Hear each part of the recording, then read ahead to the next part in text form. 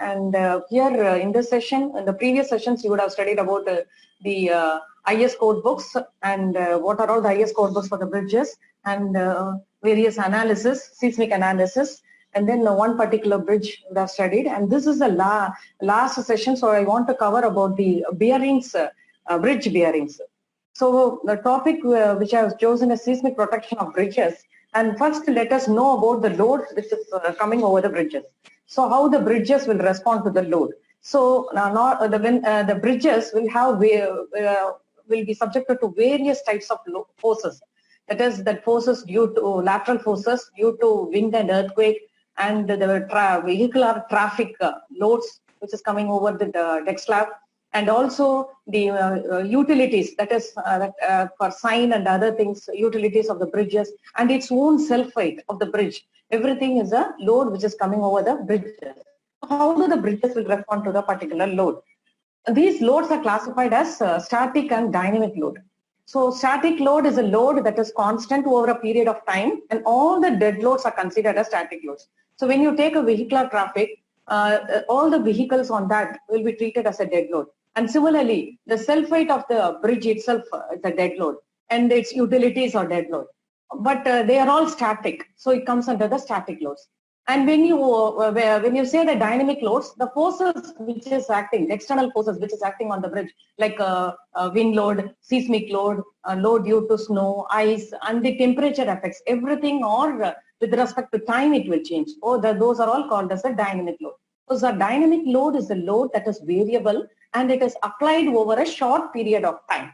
So the bridges has to respond both for static as well as the dynamic load. And this is an example for it. You can see a man who is carrying a book. So he is just standing, so he is not moving. So it's a static load. So the forces which are non-moving is called as a static. So forces on a non-moving structure is a static load. And when the man starts moving, so he, with respect to time, it will be varying. So in motion or changing, the forces changes due to the movement of the structure, then that is called as a dynamic load. So now this is the difference between the static as well as the dynamic.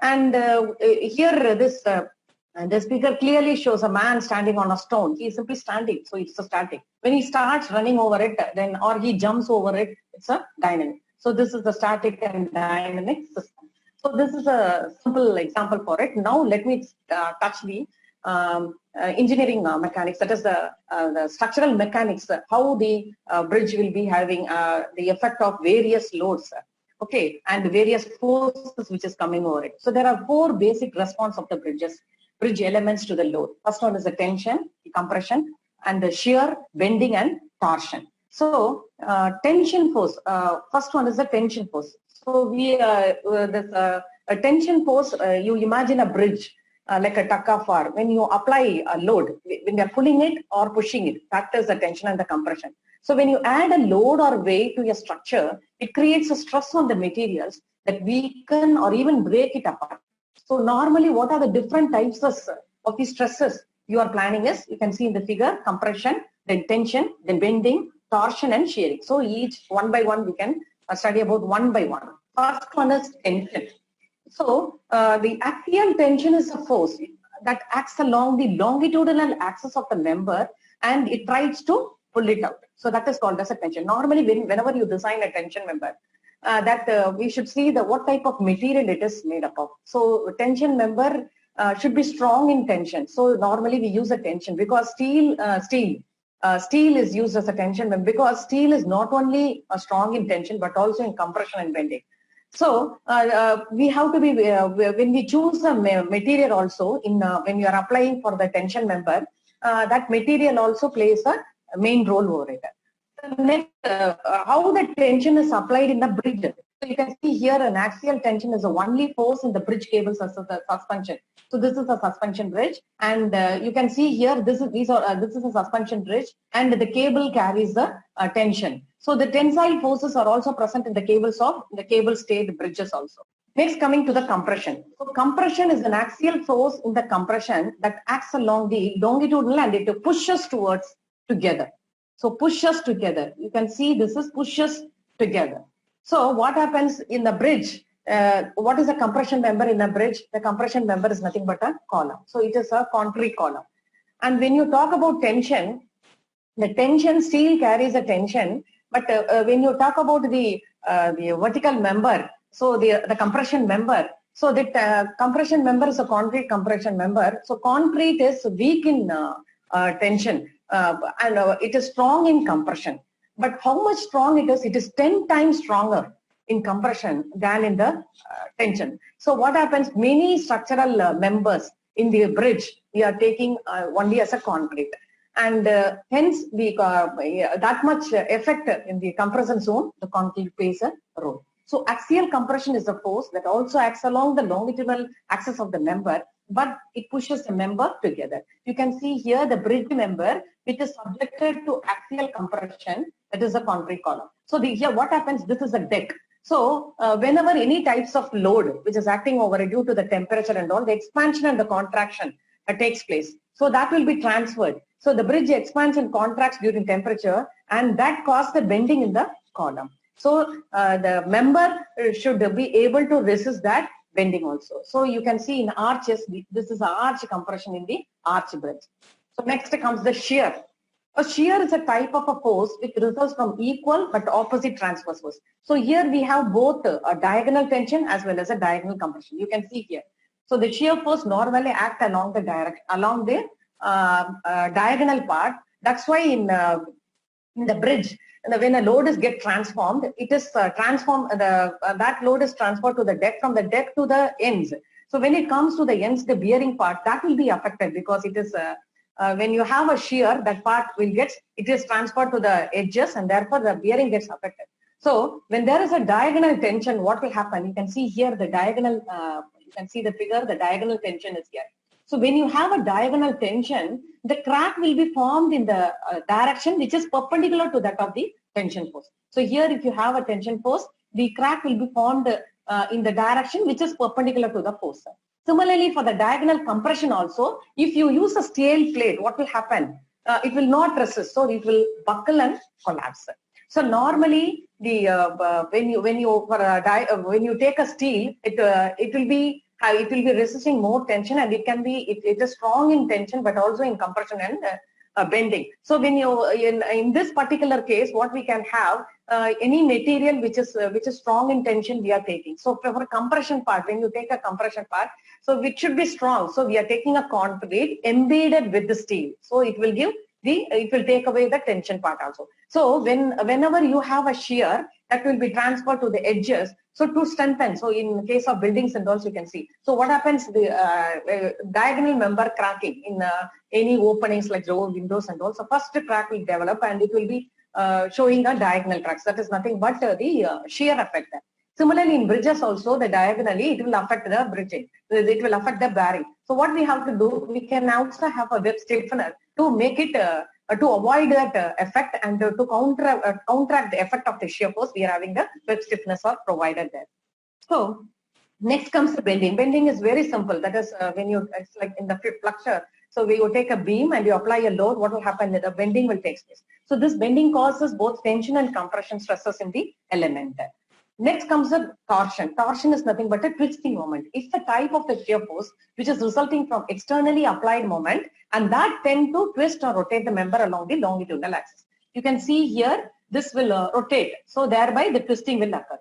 So the twisting of the bridge element takes place here. So this causes a combination of tension, compression and shear stresses. So for example, when you take our Kathipara junction, this is a figure that I have taken from Kathipara junction. So this here to avoid they are provided to avoid the vehicular traffic.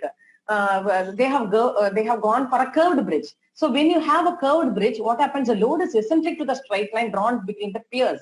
So it provides a twisting moment. For this reason only, to avoid such twisting, we are having a heavy cross springs. So to counteract the effect of the twisting, many curved steel girders, bridges will have a heavy cross. So fundamentally, we have studied about what are all the forces which is acting and how the loads will be transferred to the bridges. So next, we should know what are the different types of loads on the bridges.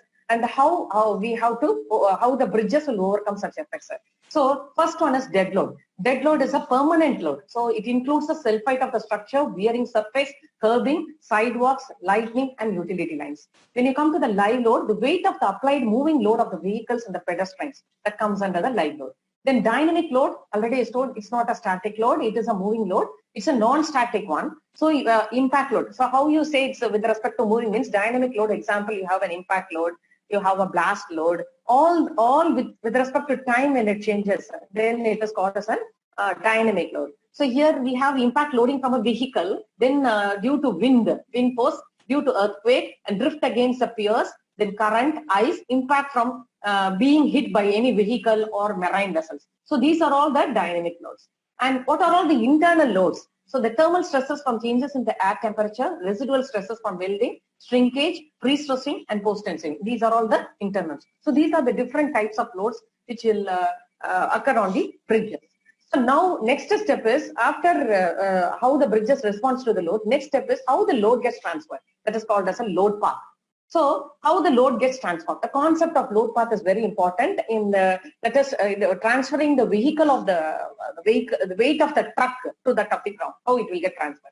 First, the weight of the truck is applied to the deck and then to the superstructure. Okay, so you can see here the vehicle is moving. This vehicle is there. So this vehicle weight has to be transferred to the deck and from that deck to the superstructure. And the structural members carry the load to the ends of the bridges through the bearings to which rest on the abutment. So in between this abutment and that of the deck, you will be having the that bearing. So through bearings, it is transferred to the abutment, and the abutment distributes the weight of the bridge and the vehicles to the abutment footing, and from the footing, it gets transferred to the earth. So it can be shown in this figure. That is a single span bridge which is supported by piles. Here, this is a deck. So the load, vehicular traffic load, get transferred to the deck. From there to the superstructure, and to substructure to bearings, and to the foundation and to the earth. So this is the load transfer path that takes place in the bridges. Next comes the protective system. So we know all the types of loads which is coming over the bridges and how the bridges will respond to the various dead load, live load, dynamic load, that is static as well as the dynamic loads. Now coming to the protective systems, what are all the different protective systems we have? Passive protective system, hybrid protective system, and active protective system. Passive, under passive we have tuned mass damper, energy dissipation, and base isolation. Under hybrid we have active, semi-active, and semi-active mass dampers. Under active protective we have active mass damping, active bracing, and adaptive control. Next, the isolators. We have different isolators based on the material which we are using. So for example, when you take elastomeric isolators, which is commonly used in bridges, so depending upon the material, like it is classified as rubber, low damping rubber, lead plug, and high damping rubber, and resilient and friction pendulum. So all these bearings I will explain you with some case studies. So first coming to the control, vibration control. What is vibration control? In earthquake engineering, vibration control is a set of technical means which is aimed to mitigate the seismic impact of the structure. So all the seismic vibration control devices can be classified into three types. That is active, passive, and hybrid. So seismic vibration control device is classified as active control, passive control, and hybrid control. What is active control? So in suppose if you take multi-storage structures, the mass will be distributed in each bay, okay, and the column, the girder, you will be having the mass, and the columns will be taking the stiffness. So the mass, if it is not evenly distributed, and if, for example, in a multi-storage structures, you will be having the water tank at the top of the floor. So what happened? That particular part is heavily loaded. So now, whenever you have a wind load or earthquake load, so wherever the load is there, what will happen? It will make the building, the entire building, to sway. So to avoid such things, we should have a counterbalance effect of the force there. So that can be if you use any active control device there, and if you give a resistance against that particular earthquake, then the building will not sway and it will not get collapsed. Further, some cracks will be there, but it will not lead to the collapse of the structure. So that is active control. So for example, viscous damping.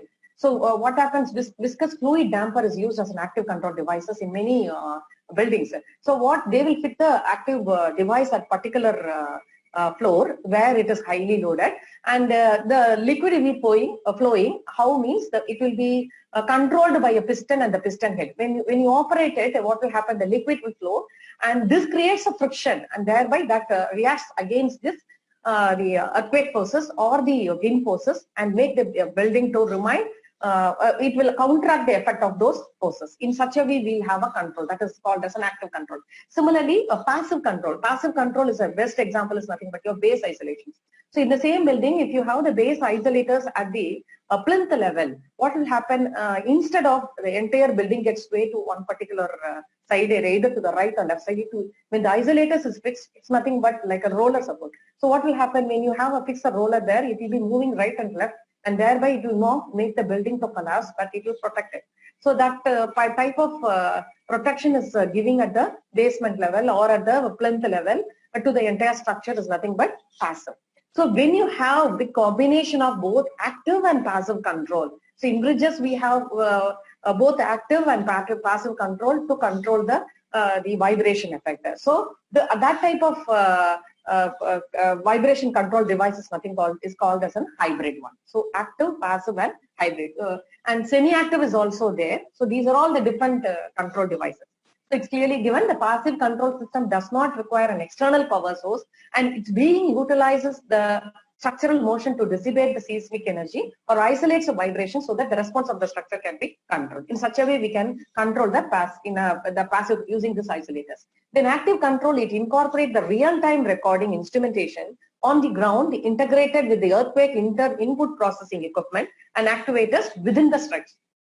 So these are all active control devices. Hybrid means it has a combined effect of both active and passive control.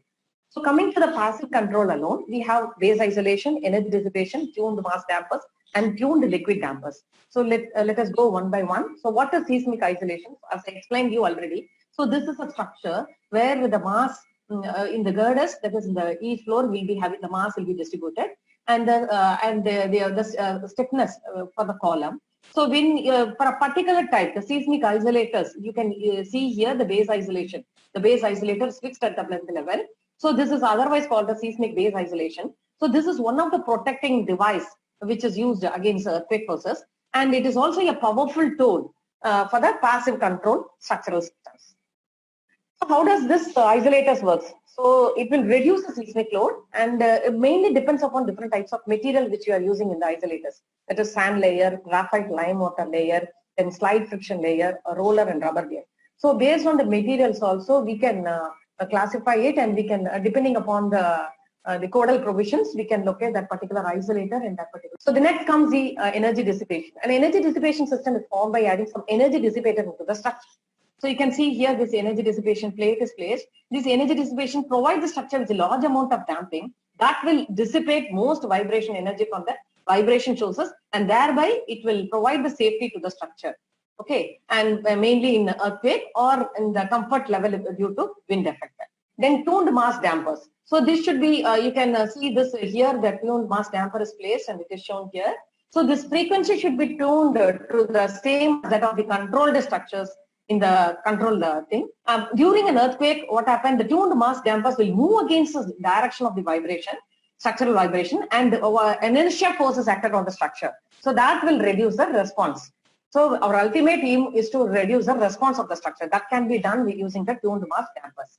Next, in a similar way, the tuned liquid dampers also work. This absorbs the structural energy by means of viscous action of the fluid and the wave breaking. This is a setup which is created in the laboratory. And this is dissipated by the passage of the liquid through an orifice with an inherent head loss characteristic. Generally, the active control devices are used to control the response of a structure. So it can be used in machineries also, or any traffic noise, wind or earthquake, where you want to have a comfort life for the occupant, you can choose this active control devices.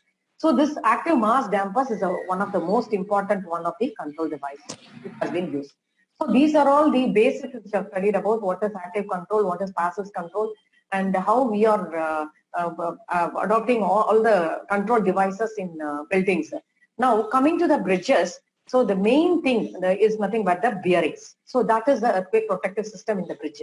So the bridge bearings, so codal provisions are clearly given how what is the what type of bridge, what type of bearing has to be adopted in a particular place, and based on that we have to adopt the bearings. So the bridge bearings are used to transfer the forces from the superstructure to the substructure, allowing the movement of the superstructure. That's very important. Allowing the types of movement. What are the different types? Translation movement as well as the rotation movement. Translation movements are displacement in vertical and horizontal direction due to the in-plane or out-of-plane forces like wind and self-weight. Whereas the rotational movement caused due to moments. So both the things, it will allow the movement over the superstructure. So here you can see the bearing where it is placed.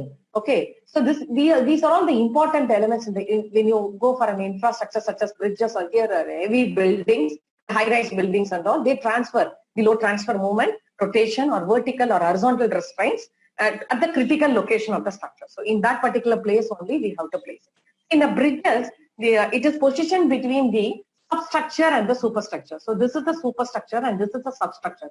So it is placed between the substructure and the superstructure. When it is not placed, you will have a frictional effect. To avoid such frictional effect, we are placing it between the substructure and superstructure. Thereby, the load transformation from the deck slab will be carried to the superstructure, and that is carried to the substructure through bearings. So this will transmit the load from the substructure to the superstructure and will accommodate the relative movement between these two structures. So what are the forces on the bridge bearings?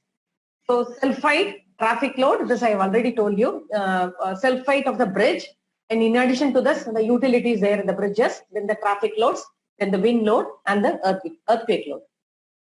The translations mainly caused by the creep, shrinkage and temperature effects. So when you have a deck slab, what will happen due to the deck slab, it will be having the expansion and contraction due to the temperature effects, and thereby what that causes, it's mainly caused due to the creep, shrinkage and temperature effects.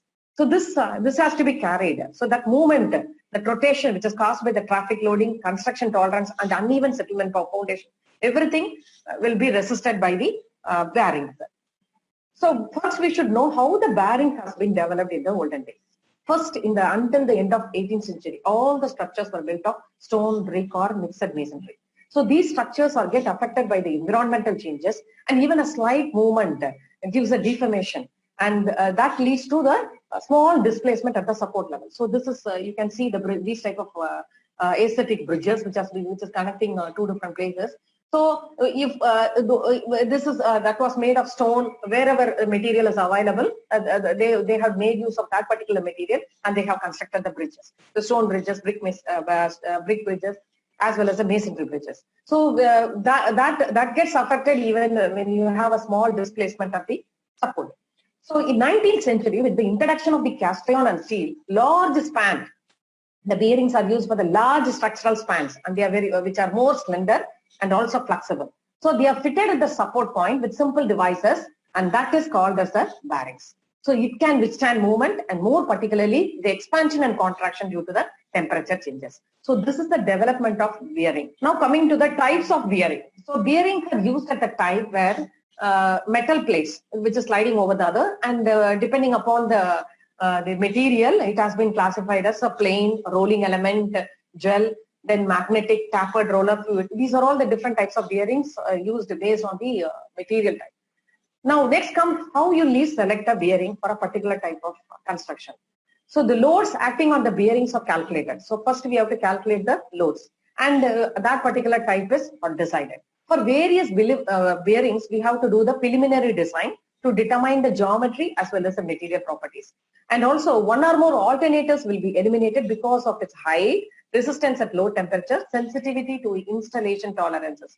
So based on all these criteria, we are selecting a particular type of bearing. And also depending upon the span length also, we are selecting a bearing. For example, when the span is less than 7.5 meters, bearing is not required.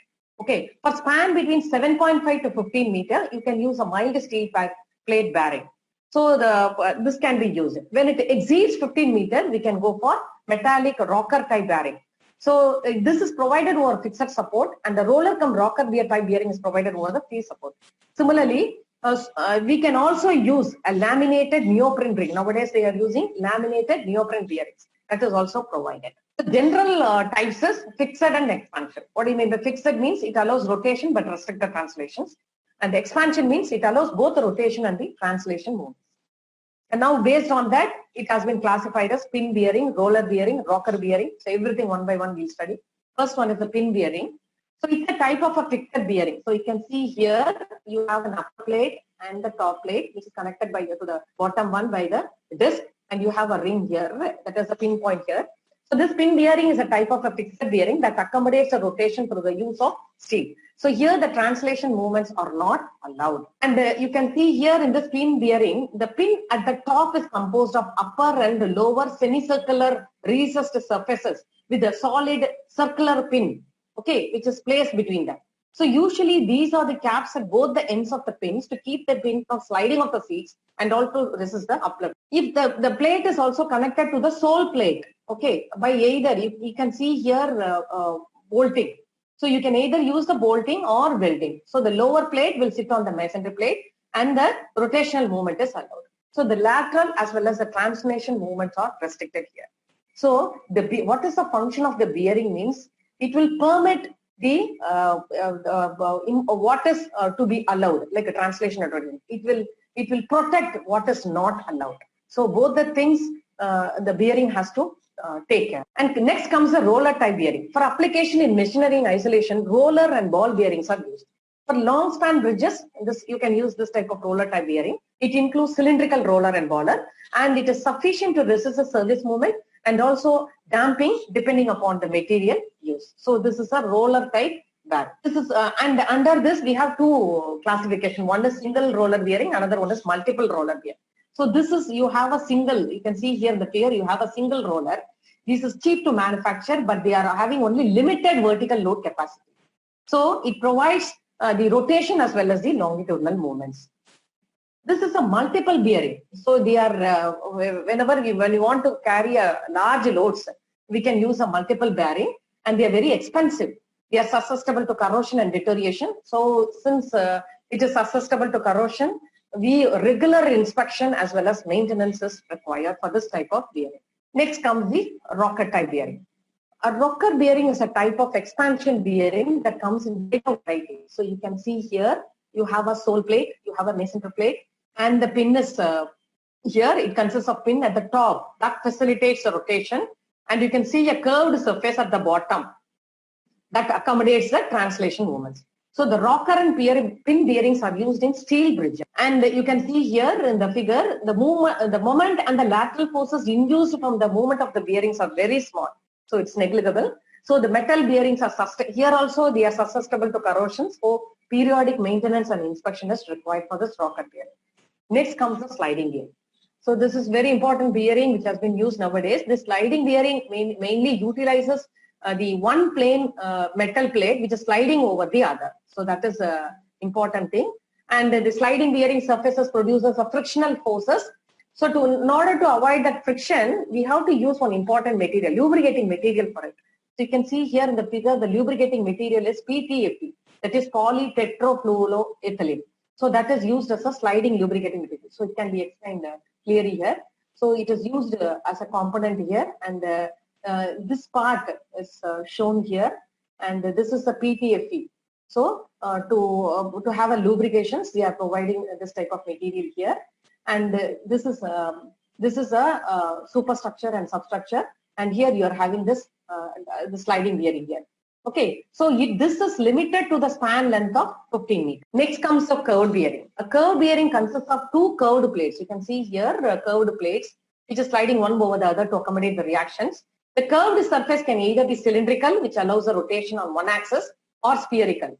So this lateral movement are restraints. The next figure, it will be self-explanatory. You can see here two curved plates. The lower convex plate and that has a stainless steel surface, and it is recessed in the masonry plate. Here you have an upper concave plate with a PTTE sliding surface. So it slides over it, and when it is sliding, you have a frictional force that can be adjusted by the PTFE slider. That is polytetrafluoroethylene sliding surface is attached at the top of the lower convex plate. So between the sole plate and the upper concave plate, the sliding surface is provided. So mainly it is provided to accommodate the lateral movement. Next comes the pod bearing. So you can see here the pod bearing, it comprises a plain elastomeric disc. You can see here an elastomeric disc that is controlled in a steel pot, and the vertical loads are transported through a steel piston. You can see here the steel piston that is fitted to that of the steel ring, and the flat steel rings are used to contain the elastomer inside the pot. So this elastomer behaves like a viscous fluid within the pot as the bearing rotates. So that is the main function of this pod bearing. And you can see here the sleeves are provided for proper fitting, and you have a top plate, and this is a piston which is provided here, and you have a brass spring, and this is the elastomer. So because of this elastomeric pad is confined, the larger load can be carried through this elastomeric pad. And also it will accommodate the translation moment. And as I said earlier, for the frictional forces, we can use PTFE sliding surface. And the translation movements are restrained in the pure pot bending, and the lateral loads are transmitted through the steel piston only. Okay. So these plates are used to keep the superstructure moving in one particular direction. Here comes a disc bearing. So here you have an upper steel plate, and here you have a stainless steel plate, and you have the PTT cover plate, and then you have the pring here, and the disc is provided. So the disc is bearing utilizes a large elastomeric disc to support the vertical load, and the metal key is provided, okay, in the center of the bearing to resist the horizontal load.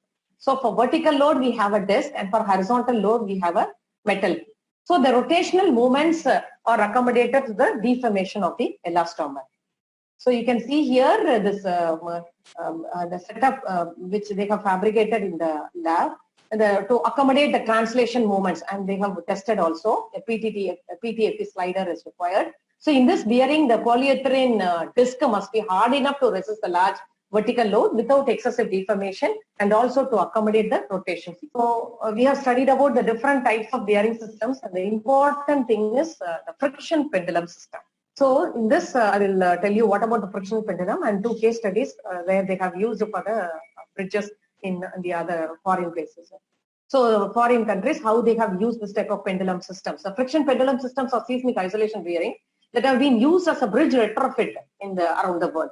So whenever bridges failed means, that is when we want to do a retrofitting effect, we will be going for a friction pendulum system, because it allows space under its own natural period, and the slider moves along the concave surface, which causes the structure to move in a simple harmonic motion. So this generates a friction force that acts in the damping system in the event of an earthquake. So this is an example case study about the seismic retrofit of 140 Mississippi River Bridge in Memphis in Tennessee. So what happens here, the bridge is a vital transportation, commercial and defense link in the Memphis area. So there they have retrofitted with these bearings, and it can designed in such a way that can withstand about 7 earthquakes. So because the magnitude of 7 earthquake has occurred in New Mandel Fault, and when they have used and retrofitted, they found a positive result. So this pendulum bearing allows a 40-year-old bridge to remain operational after an extreme earthquake event. So what is the load carrying capacity is nearly 20 million pounds, and this bearing for a 140 bridge is the world largest load carrying seismic isolation. This is a trans-European motorway viaduct in Turkey, and you can see the viaduct installation here, and this is another case study. So here in this Dazi earthquake in 1995, what happened, this ship nearly the new trans-European motorway, and it's affected the entire Turkey place. So here they have again they have used the friction pendulum bearing, and it was determined as a only isolators that satisfy all the requirements, as I said earlier. So this 536 friction pendulum bearing was installed in all the 4 major viaduct in Turkey, and the design load is about 2000 kips, and also the displacement capacity of 900 mm was used. So next one is about the seismic isolation of Benicia Martinez Valencia in California. So this is the bridge, and again they have retrofitted with this same friction pendulum bearing. And this is one of the Valencia bridge is one of the critical lifeline bridge in the San Francisco area. It nearly carries 6 lanes of traffic of 100,000 vehicles a day. And it is essential for a post-earthquake emergency response operation to be carried out there. So they have decided to install this friction bearing. And this bridge is normally, this bridge length is of about 6,156 feet long, and 10 steel truss spans were being supported by the concrete piers. So this bearing were installed at the top of the piers under the roadway trusses. So this is also the largest seismic isolation bearing of 13 feet in diameter and weighing of about 400,000 pounds. So this is a second case study. And then we are also using the laminated elastomeric bearings. So this laminated one are flexible under the lateral load, and also the steel plates prevents the rubber layers. You can see the layers from bulging. So the lead core are provided to increase the damping capacity, and they are soft in horizontal and hard in vertical directions. So the main function is to carry the weight of the structure, and the important thing is it provide post-yield elasticity. That's why we are going for laminated elastomeric bearing. So it is formed of number of synthetic or natural rubbers in thin layers. Okay, you can see here the rubber bearing, which is supported, which is having a supporting pad here. So these bearings are capable of high vertical load with a small deformation. So the next one is a lead core rubber bearing. Based on the materials, we are having different types of bearings. So this is made up of you are having a lead core at the center, and it reduces the horizontal components of the earthquake ground motion. It does not absorb the earthquake energy, but rather it deflects it through the dynamics of the system. So therefore, it surpasses any possible resonance on the isolation frequency. We have studied about what is the structural mechanics, how the loads are transferred, how the bridges will respond towards the load, and the different types of bearings based on materials, based on locations, and 2 or 3 case studies where they have used that particular friction pendulum in particular bridges, and they have done the retrofitting also. So next time, so I want to give you one important analytical work, which was I have taken it from a literature, and they have done this analytical work for the railway bridges. So normal, in general, the damages occurs in the rail track due to the seismic ground motion. So this is a permanent lateral displacement. It is causes either due to the soil settlement or due to the ground lateral displacements. So whatever, either due to lateral displacement or due to the soil settlement, the functionality of the railways gets affected. So what they have done? So they have taken an existing bridge and they have modeled it, and they have used 3 types of bearings. One is a fixed bearing, the second one is a lead rubber bearing, and the steel dampers they have provided. And they have studied all the time history, acceleration spectrum, everything they have studied, and finally they have concluded which bearing is suitable, and this is a work which has been carried out in that particular literature. So the dynamic behavior of the railway system mainly depends upon the interaction of 3 subsystems. One is a vehicle, the other is the rail track, and the subsoil. So the rail does not allow because that is the steel component, it does not allow the lateral displacement between the deck and the abutment to fulfill the serviceability requirements. As a consequences, what we have to do, we have to go for a base isolation. So for the retrofitting of highway bridges. So in this analytical work, the earthquake response analysis was carried out with linear and non-linear dynamic analysis using finite element 3-dimensional lumped plasticity model and multiple component ground motion. So they have used the SAP 2000 for doing this analysis part. So this present work also investigates and compares the response of 3 isolation devices. As I said earlier, 3 devices they have used.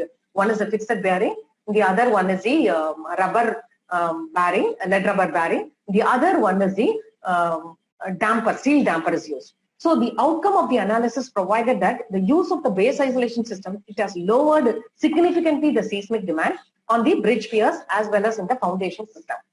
So here they have used to retrofit the vulnerable railway bridge. So what happened? The structural performance, they have checked it with the serviceability and ultimate limit. This is very because as I told, this American Association State Highways, they have given some codal provisions. So we have to follow the codal provisions, and also this load resistance factor method, that is LRFT. They are also given some guidelines for the bearings. So how they have to, the bridges itself they have given. First it has been formulated in 1976. Now 2004 they have changed it as asset. So this they have given some guidelines. We have to follow that guidelines, and this paper also they have followed, and they have checked the serviceability and the ultimate limit states. So the seismic base isolation elongates the functional period of vibration of the structure, thus lowering the seismic demand, and thereby this base isolation system increases the flexibility of the structure. So this is a sample structure they have taken. So this is a railway link between the hubs of Milan and Bologna in the northern Italy. So this is a sample structure they have taken for the analysis part. So this bridge structure is a double track. I will explain about what are the components of the bridges, and we have to use those input details to the SAP, and based on that they have done the time history analysis for it. So first coming to the structure, the bridge structure is a double track viaduct which has a total length of 1,365 meters. The deck of the bridge is simply supported, and it is having 4 V-shaped precast pre-stressed beams. So you can see here, this is a layout of the bridge, and you can see the 4 precast pre-stressed. So using the AutoCAD, they have drawn this.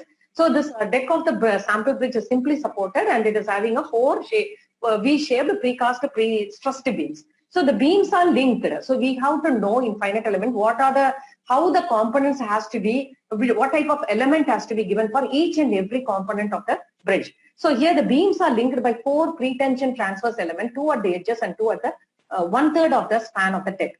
And the effective span is taken as 22.8 meters because it is already in the existing bridge. So already whatever dimension is given in the sample structure, they have taken it. And the viaduct includes 250 mm thick reinforced concrete precast slab.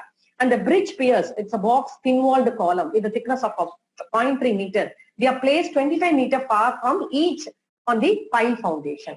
Okay, so here what happened, this analytical work mainly discusses the response assessment of a pier, 19. So because this, why this 19 means this is the tallest cantilever pier of the bridge system. So this is taken and this is done for an analysis. This employs a square foundation block with the 9 piles, and the diameter of the pile is taken as 1500 mm and the length is taken as 21 meter. They have used a square footing having a thickness varying between 1.8 and 2.6 meter. And the width they have taken as 11.4 meters. So they have done a separate experimental. I have not touched the experimental part. They have done using Brinkler model and all. They have done separate experimental investigations for the soil investigations. So soil structure interaction also they have carried out separately, and they have incorporated all the parameters into this SAP 2000, and they have the response they have calculated using the time history analysis. So the soil type is a typical mix which is comprising of gravels and sand, and the water table has a depth of about 70 meters. So this is a refined and simplified model of the sample pier, and you can see how they have simplified for the different piers which is used in the sample structure. And this now coming to the foundation, the square footing was modeled with a solid finite element, and the RC piles were modeled with the frame elements. That's simulated. Already I told you, using the Brinkler model, they have simulated it. And this implementation of the foundation model was based on the geometrical parameters. They have done some experimental work, and that data they have given the input here in SAP 2000. So the FEA model using SAP 2000 was employed to simulate the seismic response of this piled foundation system. So the selected model has simulated accurately the dynamic response of the foundation system for the sample bridge pier. So this is a finite element model for the foundation system, pile foundation system. And this model mainly includes 2 types of elements. As I said earlier, this finite element, what are all the elements they are choosing is very important. So shell and frame element they have used. The check was carried out in terms of force and deformation structural quantities. And the seismic interaction, this has already done, and it was modeled utilizing a Brinkler model, and the lateral stiffness has been computed. So the soil at the pile head was modeled using an end spring, which is calibrated in the load test. So everything they have calculated in an experimental part, and they have given us an input value here. Then they have taken a pier. So to how they have modeled the pier. So to assess the inelastic behavior of the pier at the base of the column, non-linear link elements were introduced here. So the pier was modeled using a refined discretization of 0.3 by 0.3 meter. Okay, here they have used a parallel frame element with cross section of 0.3 by 0.3 meter, and the offsets were implemented here that connects the pier cap as well as the bridge deck. And this seismic isolation devices were modeled using a non-linear link, because here since all types of elements are used, and it won't have a, because in the bridges we won't expect an elastic behavior as well as a plastic. Here we have a different elastoplastic behavior. This you would have already studied. That is, when the stress is proportional to the strain, we will normally have an elastic it will undergo the elastic properties, then it leads to the plastic. In between stage is nothing but the elastoplastic. So the isolation devices are modeled using the nonlinear behavior that exhibits the elastoplastic behavior. So this is a refined model of the bridge pier, which is used for the, and the model discretization is shown here. And the deck of the bridge is modeled with frame element, and the discretization of the model, this accommodates a smooth spreading of the load. So as I said earlier, the pier 19, because that's the tallest one they have taken, and the 3 types of support bearing were given, like fixed bearing, lead rubber bearing, as well as the another one is the steel damper is used. So in the unidirectional for longitudinal direction as well as both the directions, we have carried out the what is the axial load coming over the structure to the corresponding reactions, and they have studied all the characteristics. So to assess the inelastic behavior of the pier at the base of each column, this nonlinear link element were introduced. So then what, after giving all the details, modeling and everything using the finite element model, discretizing everything, then we have to go for analysis. So what type of analysis is carried out here? We are carrying out linear and non-linear. They have carried out linear and non-linear dynamic analysis to investigate the seismic structural performance of this bridge system. So when you take a non-linear, they have used the time history analysis. So you can see, so for that we want already in the previous madam would have explained about the how we are doing the analysis, like pushover analysis, everything she has carried out, time history analysis, everything. So based on that, we want to have some standard record. So the sample earthquake record they have taken here is, this is the earthquake record they have taken, sample earthquake record. So based on various earthquake, the fault distance and the moment is also, magnitude moment is also given here. And this is taken a reference for this sample structure. And they have carried out the spectrum analysis. So you can see the acceleration was a time period for the set of ground motions for the 3 orthogonal components, 2 horizontal and 1 vertical. And the elastic acceleration response spectrum is selected for the, this is normally taken in the x direction as discussed, as you have studied in the last, the peak values are taken here for the different cases.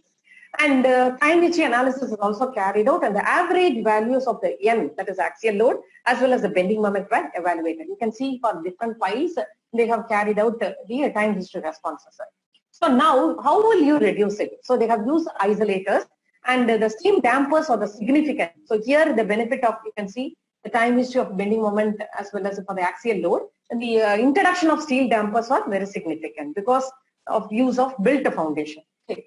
So then they have carried out a non-linear time history analysis. You can see here for footing, it is blue is a footing, and for center line deck is a red one, and for support beam.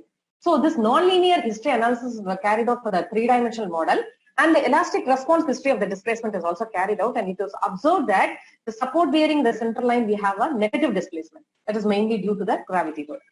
And they have carried out the design. They have calculated the design values and also the axial load. Here the axial load gets decreased, and due to when we are fixing the fixed bearing, and the reactions were observed. So we are finding out the reactions as well as the axial load. So the support bearing do not experience a tensile axis. So the maximum displacement they have taken 6 centimeter. Actually, in the multi-directional support only, they are having that particular value. So this is the general thing. When you introduce the isolators, what will happen? So both the axial load and the reactions are calculated. And when you use this, blue one is nothing for the fixed case, fixed bearing, and the LRB is the lead rubber bearing, and the steel dampers. So this isolators give rise to the lengthening of the time period.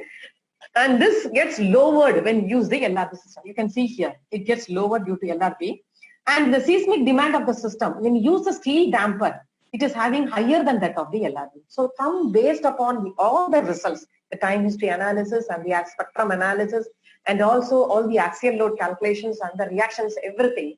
So finally, they have given a conclusion that they have made a comprehensive linear and non-linear dynamic analysis for this bridge system and for this retrofitting of the existing sample structure, and they have given the following conclusion. One is the bridge structure exhibits a ductility demand at the base of the pier due to the high tensile action, and the application of the lead rubber bearing improves significantly the seismic response, and the steel damper isolators are used here, and this seems to be beneficial both for under serviceability and ultimate limit stress. So this discussion has been carried out in this literature. So that's why after explaining all the bearings, I want to tell you about, actually I want to tell you in detail about the design of the bearings, but we cannot go in detail as there is no time limit. So next we are planning to have another session. So that another workshop like that time we'll go in detail about all the design aspects. So I want to show you about only the analytical investigations which has been carried out for the existing structure. So from this discussion, it's clear, it is very clear that base isolation can be highly beneficial to ensure the seismic protection both for new railway bridges as well as for the existing railway bridges. Okay, thank you very much. And with this, I think I have given you all the, let me summarize. I have given you about the basic structural mechanics, how the loads has been carried out to the bridges, and from that, what is the role of a bearing and how it will protect, how it protects the bearing, and about all the active and passive control devices which we are using in the other existing structures like buildings, tall structures and all. And in addition to that, the various bearings and what is the speciality of each and every bearings and how this bearings has been adopted. And finally, with one example, I have clearly explained you which type of bearing is suitable. This we cannot directly say. We have to do some analytical investigations. So that has been carried out in one particular literature. So the detailed information I have discussed. Okay, thank you all. I think I have given some enough input about this. Indeed, that was a wonderful session. Now the forum is open for question and answer sessions. Participants can unmute one by one and you can post your questions.